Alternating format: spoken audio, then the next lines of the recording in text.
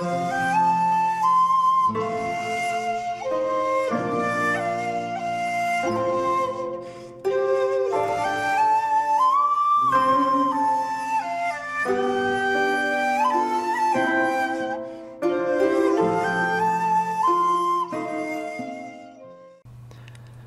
there, this is Soldier from Soldier Ronin Films, and welcome to another random review. And seeing it's Christmas, I thought I would do a random review of a film that's got nothing to do with Christmas. This is The Horse's Mouth from 1958, directed by Ronald Neame, who also directed countless other films including The Poseidon Adventure and one of my personal favourite Walter Matthau films, Hopscotch. This stars and was written by Alec Guiness, based on a book, and it's about the struggling artist. It's also available on Criterion, but this is just the BBC, not the BBC, the Best of British collection, which is a decent print. As far as I'm aware, it's not available on Blu-ray, but again, please leave a comment below if you have found it on Blu-ray, and also let me know if you've seen it and what you think of it. I saw this for the first time last night and was so impressed I thought I'd do a random review of it before I forget it all. If I say that you could actually watch this in a double bill with Andrei Rublev, I know that's quite a statement, but they're both about kind of the thing that makes an artist. Alec Guiness comes out of prison. He plays Gully Jimson, a kind of an artist who's sold paintings but isn't really appreciated in his own time. And Guinness plays it with a raspy voice that is a little bit annoying to start with, but you kind of get used to it. In this film, there's a lot of things that kind of irritate you, but then it's kind of rough around the edges. It's very anarchic. There's lots of characters who pretty much converse by shouting at each other and talking over each other. But then there's these lucid moments where Alec Guinness talks about, you know, what it is to paint and what he sees when he's painting and how he was inspired in the beginning. And some of it's actually quite moving,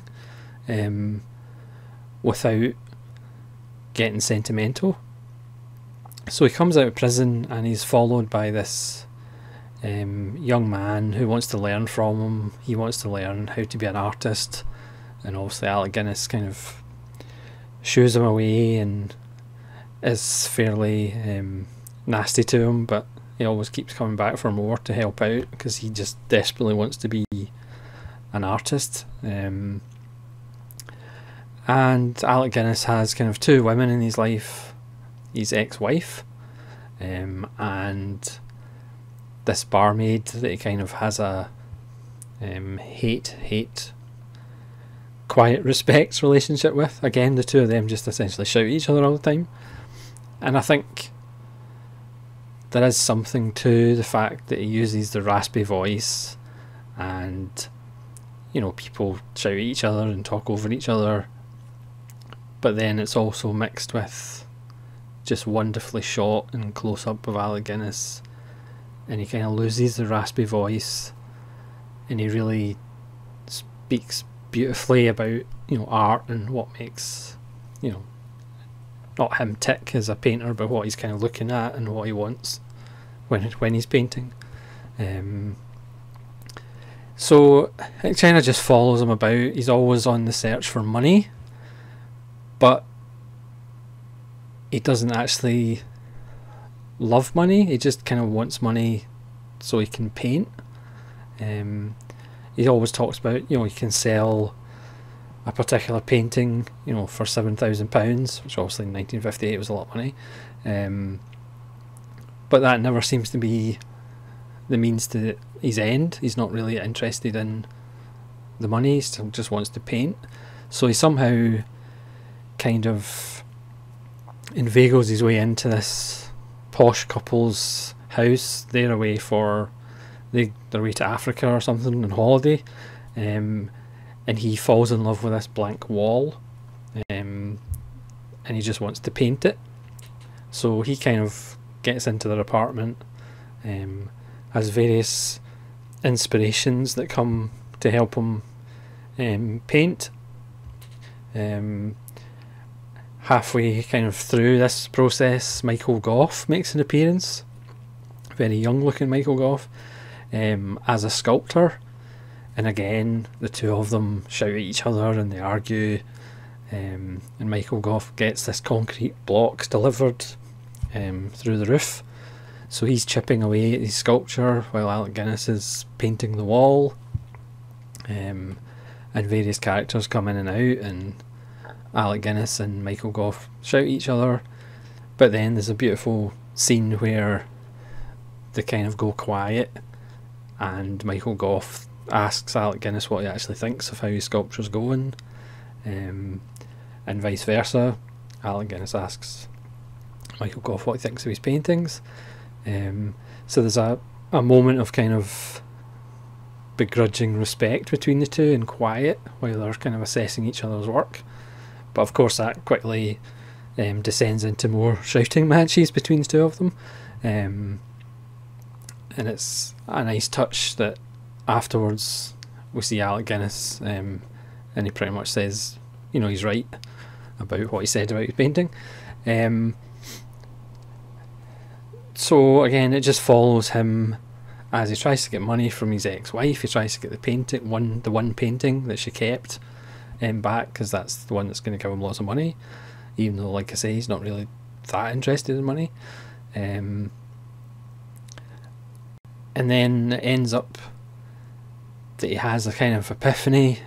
The young boy notices, not the young boy, the young man, the student more like, he notices there's a church that's due for demolition, and he shows Alec Guiness, you know, one of the walls, and he just falls in love with the wall.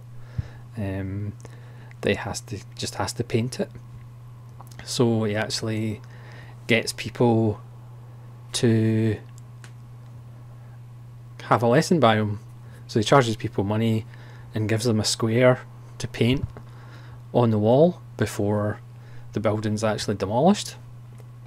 And then once it's finished, we see it in all its multicoloured glory, just before the council come and try and demolish it. Also, I won't tell you how it ends. So I probably haven't sold this film very well, and I apologise, but I just thought it's a great wee film. I mean, Alec Guiness just gives a fantastic performance.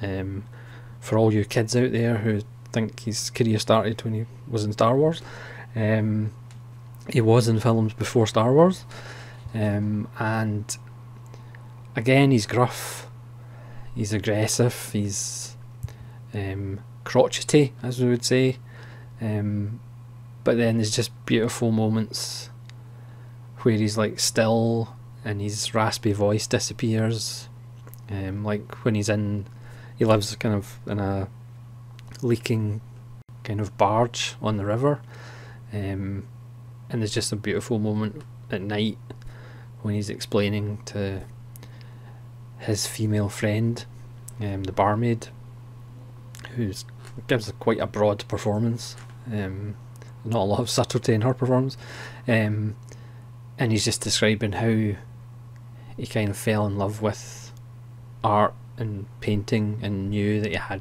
to paint. So it is kind of that mix between the kind of gruff exterior and the shouting, but then with that kind of just beautiful, quiet, calm moments of kind of clarity where not that he gives his secrets away or anything, but he kind of explains what it is to be an artist and what inspires him and how he gets, you know, his juices flowing, shall we say. So I would actually say that you could watch it a double bill with Andrei Rublev. Obviously it's shorter than Andrei Rublev. It's about an hour and a half. And again, it is a bit loose, it's a bit, you know, anarchic at times. You will recognise one of the people who have some of his paintings is actually the rather eccentric actor from The Old Dark House and Bride of Frankenstein. Granted, he doesn't ask Alec Guiness if he wants a potato or not, which is a bit of a shame. Yeah, you'll see some familiar faces. I just thought it was a great wee film because in places it's moving without being sentimental.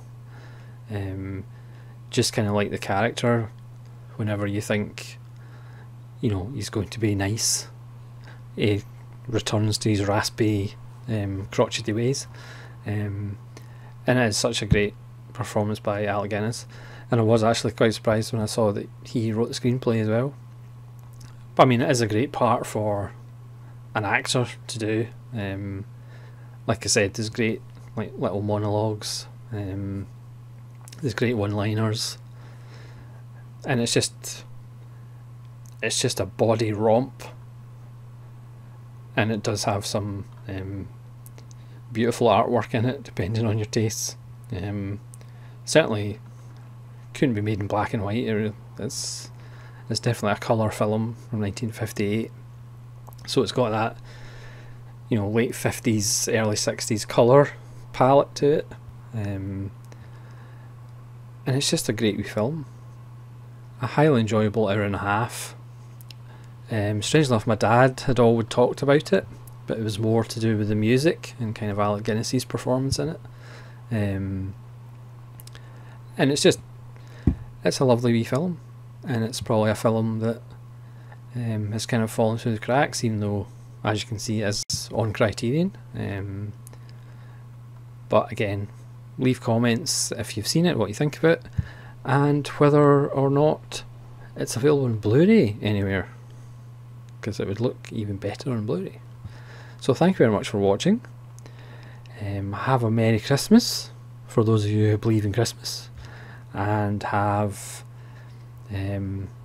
as much of a Happy New Year as you can, within reason, and we'll hopefully see you again. This is Soldier Owen saying farewell.